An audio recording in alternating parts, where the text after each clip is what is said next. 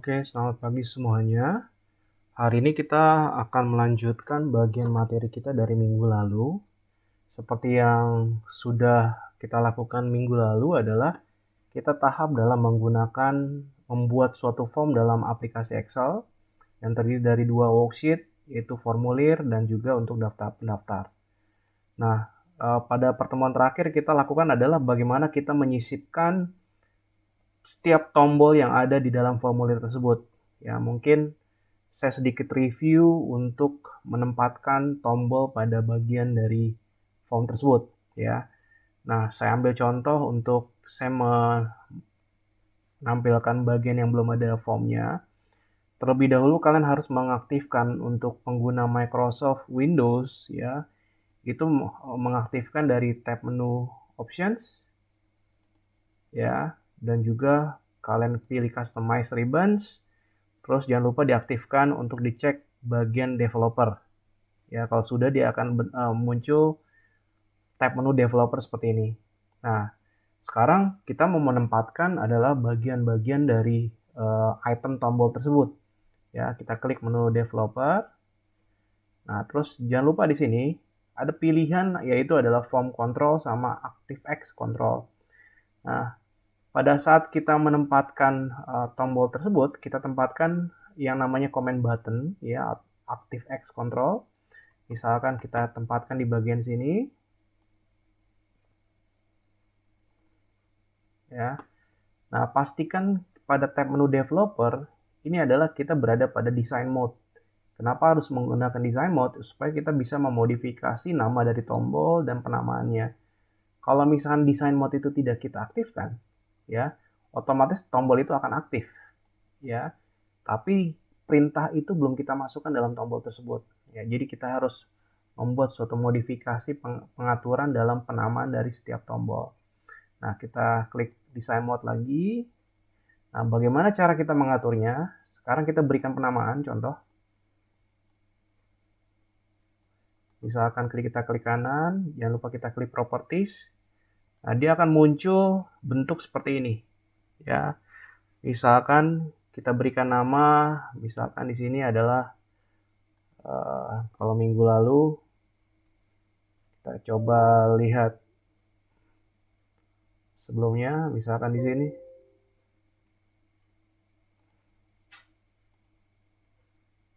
Ya, misalkan ini kita kasih nama. Ya, contoh yang kita kasih nama di sini adalah untuk ini kita namakan CMD tambah. Ya, kita insert, kita atur, terus kita atur untuk back colornya warnanya bebas, silakan. Captions, fungsi caption adalah untuk kita menamakan dari penamaan dari setiap tombol. Terus yang berikutnya, yang tombol berikutnya adalah CMD cetak. Ya, back colornya bebas, captionnya cetak. Ya, jangan lupa. Yang berikutnya adalah CMD simpan. Ya, terus kita namakan simpan dan berikutnya adalah lihat data, ya. Nah, ini CMD lihat data. Nah, masing-masing dari setiap tombol isi baru cetak itu mempunyai penamaan yang berbeda dan fungsi yang berbeda.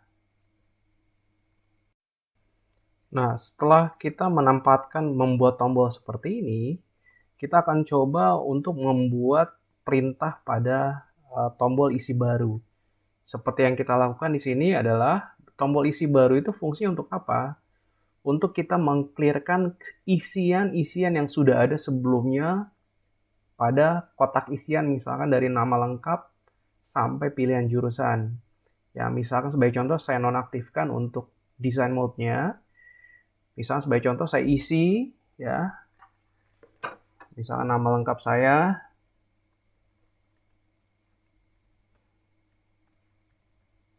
Ya, misalkan saya isi tempat lahir.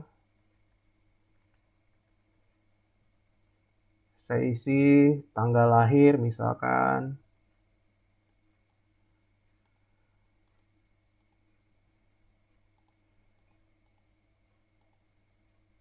Ya, misalkan gender saya isi, agama saya isi,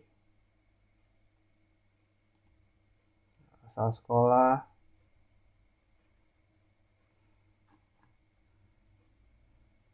alamat,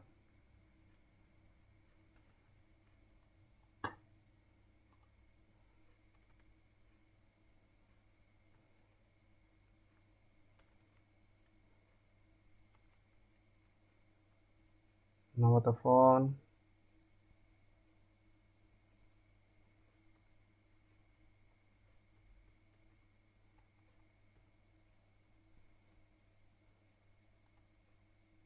ya, pilihan jurusan.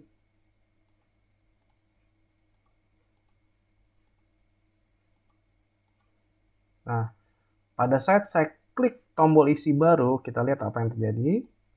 Nah, otomatis dia mengclearkan tampilan yang ada di bagian di sini, ya. Nah, sekarang bagaimana cara kita membuatnya? Kita nonaktifkan dulu desain mode-nya, ya. Kita aktifkan dulu. Nah, sekarang cara mengaktifkannya adalah kita butuh suatu range, ya. Misalnya sebagai contoh kita kembali ke define name, ya. Terus kita pilih define name. Nah, misalkan sebagai contoh kita berikan nama di sini adalah hapus data.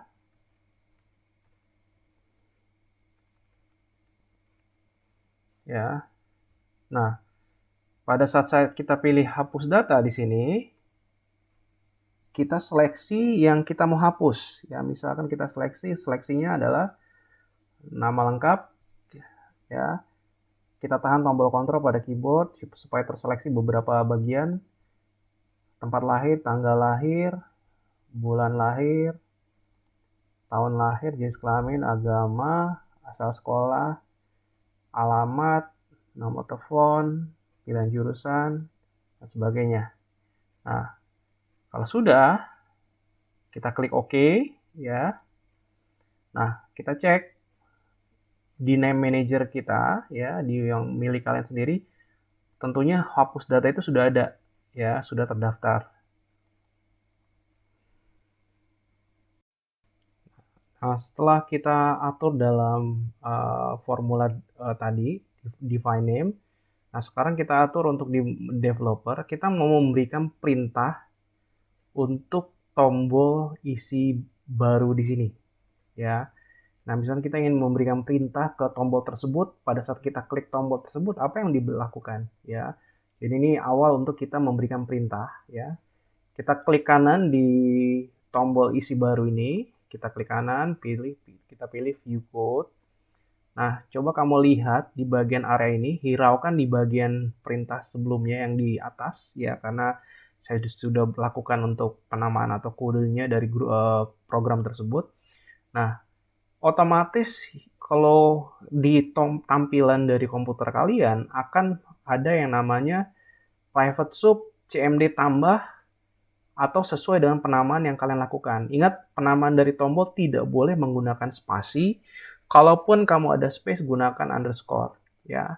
Nah, fungsi di sini klik itu fungsi untuk apa sih, ya? Fungsi klik di sini adalah perintah pada saat kita klik atau menekan tombol dari cmd tambah tersebut, dari command button tersebut. Nah, apa yang dilakukan? Nah, yang dilakukan adalah bagian ini, ya. Worksheets formulir, ya. Nah, maksudnya apa di sini worksheet formulir? Ya, worksheet formulir adalah worksheet yang digunakan penamaan dari worksheet pertama tadi, ya. Jadi misalkan kamu ada worksheet formulir, ya. Nah, inilah yang dimaksud dengan worksheet formulir. Jadi menyesuaikan, jika kamu menulisnya huruf kecil, kamu gunakan huruf kecil, ya. Jadi worksheet formulir inilah worksheet yang dimaksud. Kalau kamu namai worksheet, kamu namakannya form, berarti worksheet form, ya, menyesuaikan dengan penamaan dari worksheet awal dari formulir tersebut, ya. Terus titik, ya. Jadi maksudnya pada saat tambah titik pada range hapus data, ya, ingat tadi range hapus data adalah untuk kita pengisian dari nama sampai pilihan jurusan. Nah, ini kita menggunakan tanda petik. Tanda titik maksudnya titik ini adalah untuk kita memberikan instruksi clear contents. Clear contents ini adalah bahasa baku yang sudah ditetapkan di Microsoft Excel, atau dalam hal ini adalah Visual Basic Add-ins. Ya, jadi program ini sebenarnya namanya Visual Basic add in project ya. Clear content ini adalah perintah untuk kita mengclearkan setiap sel yang sudah diisi sebelumnya ya. Jadi langkah pertama coba kita lakukan ya, memberikan perintah ini ya dalam komputer kalian masing-masing. Nah, sekarang kita melanjutkan untuk memberikan perintah untuk cetak. Ya, kita akan memberikan cetak, tapi sebelum kita memberikan perintah dicetak, kita membuat range define name dari tab menu formula. Ya, misalkan sebagai contoh, kalian define name, ya, define name, misalkan kasih keterangan cetak, ya, formulir, ya. Terus kalian pilih di sini untuk yang diseleksi adalah worksheet formulir ya. Terus yang kita isi itu range-nya adalah dari B2. Ingat nih B2 ini adalah yang kita cetak adalah range dari B2 di sini. Ya, range dari B2 kita selection areanya B2 di sini sampai K45. Nah, kenapa harus tertulis B2 sampai K45? Nah, di sini kalian lihat di sini kita mulai dari B2 ya. Terus kolom K sampai baris ke-45. Jadi yang kita cetak ini adalah area di sini. Ya, area sampai di sini. Nah, saya hilangkan.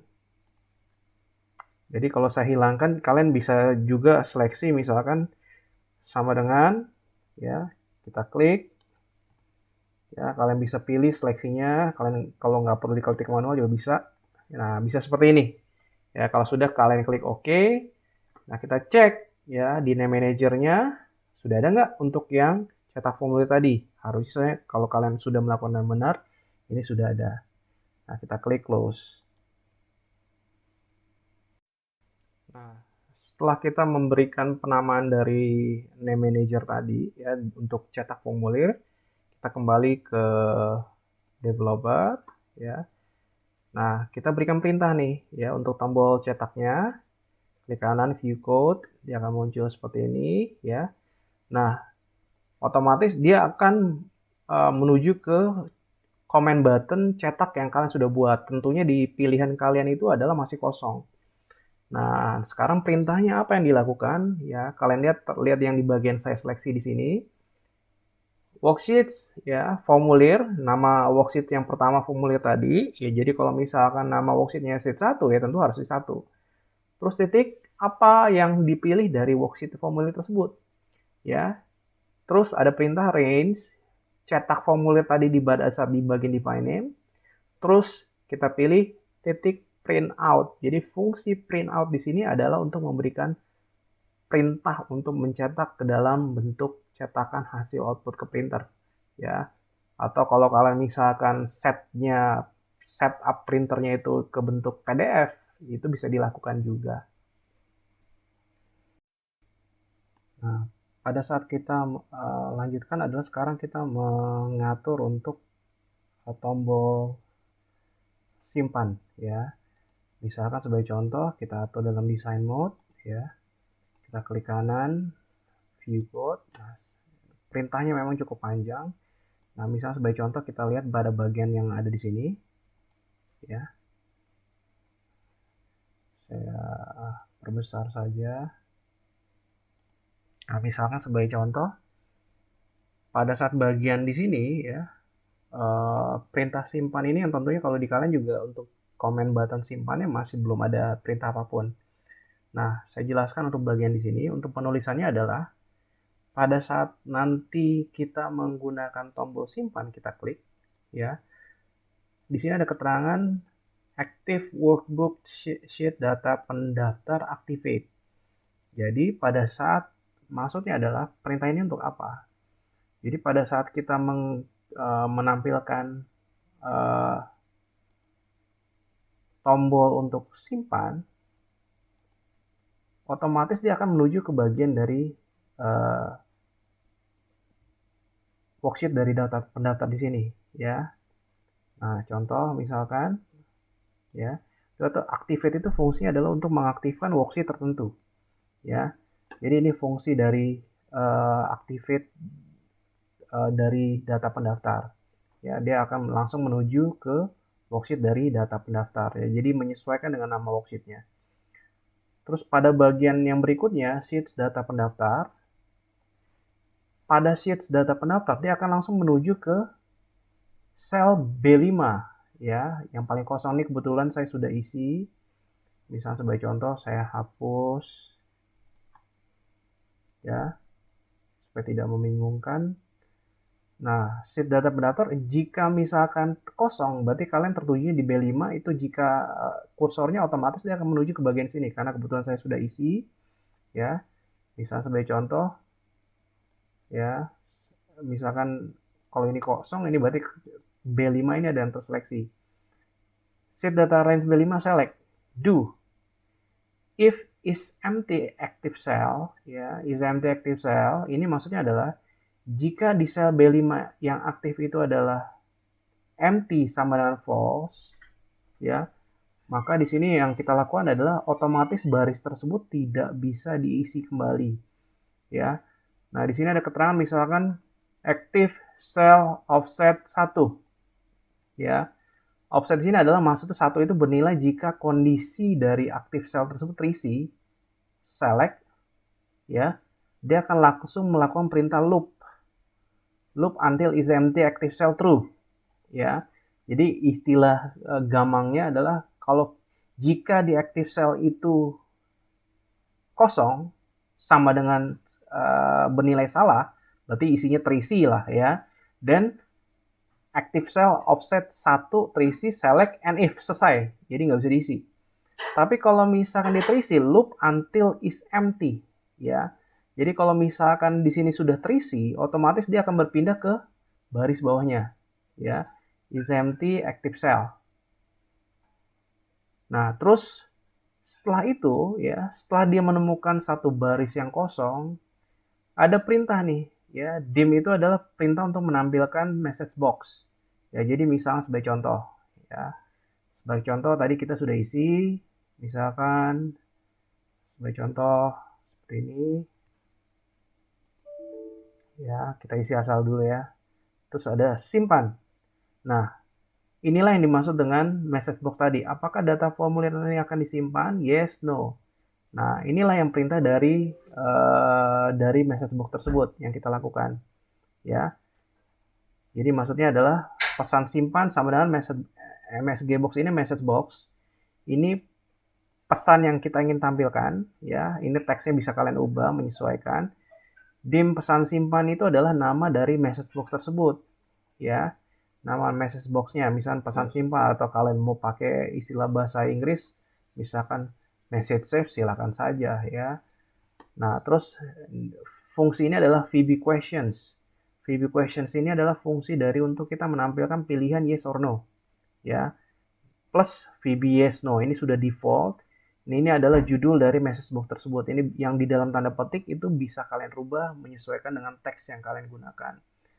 Nah, jika konfirmasi kalian akan menyimpan data pada worksheet formulir tersebut, ini ada keterangannya, if pesan simpan sama dengan VBS, then ya active cell value sama dengan ya sheet formulir dari range E12. Maksudnya apa di sini? Maksudnya adalah data yang sudah ada di worksheet formulir dari mulai E12 ya, dari mulai E12 ini. Dari mulai E12 terus dia akan menyimpan data tersebut di dalam worksheet dari data pendaftar di sini. Ya. Nah, active cell offset di sini adalah maksudnya adalah pada baris yang kosong, pada baris yang tadi kosong tersebut jika dia data belum ada, maka dia akan diisi dari worksheet atau kolom yang berada di sini. Otomatis kalau tadi kan yang diseleksi ini adalah range B5 ya. Misalnya ini masuk kosong. Nah, pada bagian yang active cell offset ini adalah dia akan langsung melanjutkan ke bagian dari kolom atau dari sel yang ada di sebelahnya. Kalau misalkan 2 berarti akan bergeser ke sebelahnya. Ya, dengan patokan di sini range-nya E12 itu sudah ditentukan adalah sel B5 dimulainya. Ya. Terus formulir yang E16 ya, yang E16 ini bagian ini ya. Terus titik value dan seterusnya seterusnya. Jadi E14, E16, 18, 20, G20, I20 tanggal bulan tahun sampai di sini E34 ya pada bagian dipilihan jurusan. Pada worksheet formulir ini 1 2 3 4 13 ini apa ya? Ini adalah dia akan disimpan di sini adalah 1 2 3 4 5 6 7 dan seterusnya. Akan tersimpan di urutan kolom tersebut. Nah, bagaimana kalau kamu ubah misalnya saya mau ganti misalnya 1 3 5, otomatis dia akan melengkap satu ya dari range yang dipilih B5 di sini. Kalau kamu pilih 1 ya, kalau misalnya kamu pilih 1 ya, misalnya kamu pilih 1 3 dia akan lompat ke sini, 5 akan lompat ke sini, 7 akan lompat ke sini ya. Nah, inilah yang bisa dilakukan. Ini maksudnya dari active cell dari bagian pesan simpan tersebut. Nah, terus ini kalau misalkan kondisi simpannya adalah kalian memilih yes. Tapi jika kalian memilih untuk no, ya nggak jadi simpan deh apa yang sudah kalian isi. If pesan simpan sama VB no, ya maka ini yang ada dilakukan. Ya, nah active workbook sheet formulir activate akan kembali lagi ke worksheet formulir, ya. Terus sheet formulir range 16 select, ya. Jadi maksudnya 16 select ini adalah berarti yang terseleksi adalah sel E16 untuk kita mengisi data tersebut dari nama pendaftar. Nah, sekarang kita isi pengisiannya ya dari bagian ini untuk CMD simpan tersebut. Nah, selanjutnya setelah kita sudah buat untuk tombol dari isi baru, cetak, simpan, dan lihat data. Nah, sekarang kita coba untuk yang membuat komen kode program dari lihat data. Nah, sama seperti sebelumnya, kita aktifkan design mode ya pada tampilan developer. Kita klik kanan, klik view code. Nah, sekarang pada bagian yang CMD lihat data, ya comment button lihat data, ingat jangan lupa untuk penamaan dari comment button jika sebelum memberikan perintah atau kode dalam tombol tersebut, pastikan penamaannya tidak menggunakan nada spasi. Ya, nah di sini kita berikan di CMD comment button lihat datanya itu, CMD lihat datanya adalah kita berikan perintah yang saya buat di sini, sheets, ya, maksudnya worksheet dari data pendaftar, ya. Jadi data pendaftar di sini ya menyesuaikan dengan nama worksheet dari data pendaftar. Sheets data pendaftar dot select ya otomatis worksheet maksudnya data pendaftar itu langsung diseleksi. Contohnya seperti ini. Misalnya kalau kita design mode, kita mau lihat nih data yang sudah terisi ya, kita klik lihat data, dia langsung akan menuju ke bagian dari data pendaftar yang sudah terisi sebelumnya. Nah, itu yang bisa dilakukan. Kita berikan perintah di sini sheets ya dalam kurung data pendaftar dot select. Seperti itu.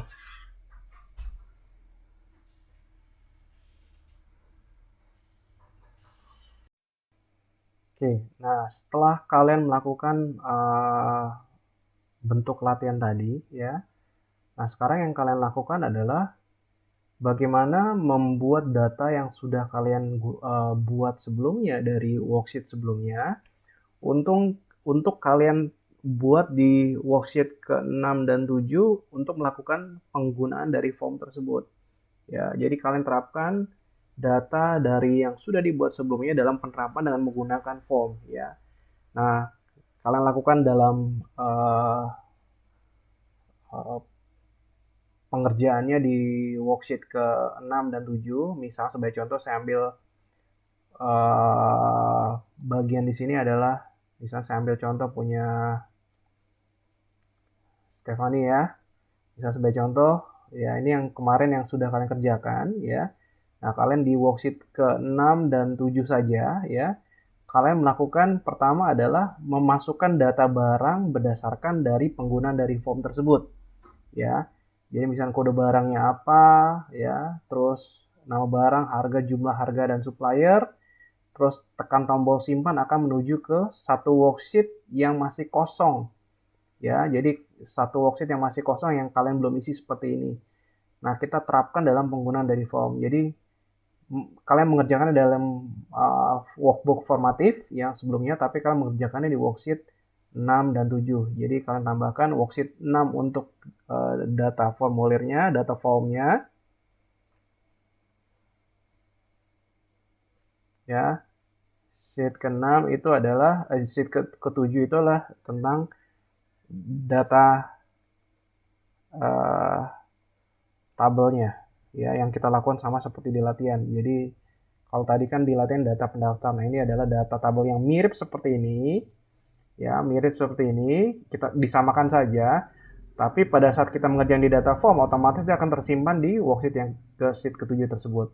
Nah, itulah yang bagian pengerjaan untuk kita menerapkan dari penggunaan form tersebut, sama seperti yang kita lakukan dalam penggunaan dari latihan, ya. Jadi kalian buat untuk form untuk pengisian data barang kalian, itemsnya apa saja, buat tombol penyimpanan, ya, cetak, lihat data, dan di sini adalah data-data barang kalian yang kalian buat, ya.